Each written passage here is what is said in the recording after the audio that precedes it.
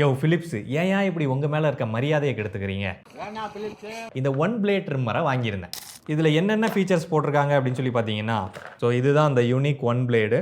Dual sided blade இருக்குது, ரெண்டு பக்கமும் பிளேடு மாதிரி ஆக்ட் ஆகும். ட்ரிம் பண்ணுறது, ஷேப் பண்ணுறது, எட்ஜஸை ஷேப் பண்ணுறது அண்ட் ஷேவ் பண்ணுறது, இந்த மாதிரி ஃபீச்சர்ஸ்லாம் கொடுத்துருக்காங்க. ஆனால் மேட்ரு என்னென்னா, இது ஃபிலிப்ஸோட பழைய ட்ரிம்மர். 8 வருஷமாக நான் யூஸ் பண்ணுறேன். இதை ஆன் பண்ணிவிட்டு இப்படி இவ்வளோ அதிகமாக இருக்கக்கூடிய அந்த தாடியை வெறும் 2-3 நிமிஷத்துலேயே மொத்தமாக நான் வலிச்சு எடுத்துருவேன். ஆனால் இதில் அதை பண்ண முடியுமான்னு சொல்லி கேட்டிங்கன்னா கிடையாது.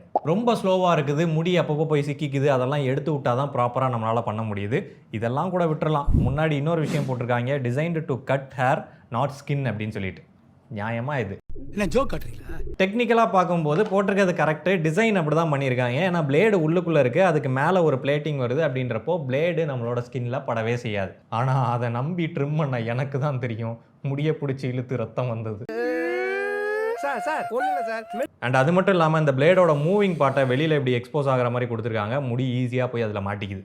இது டிசைன் பண்ணது கரெக்டு தான், ஆனால் ப்ராக்டிக்கலாக ஒழுங்காக வேலை செய்ய மாட்டேங்குது. டெய்லி சேவ் பண்ணுறவங்களுக்கு வேணால் இது சூட் ஆகுமா இருக்கும். எங்க டிபார்ட்மெண்ட்ல டெய்லி சேவ் பண்ணணும். உனக்கு என்னப்பா, நீ தான் கார்டுகளில் ரிட்டர்ன் போட்டுருவியா அப்படின்னு நீங்கள் சொல்கிறதுக்கு வாய்ப்பு இருக்குது. இது நான் ரிட்டர்னபிள் ப்ராடக்ட். இதை எடுத்துக்கின்னு காசு திருப்பி தருவீங்களா? காசெல்லாம் திருப்பி தரையில்ல. சரியில்லாவா? அவ்வளோதான், நம்மளை முடிச்சு விட்டீங்க போங்க.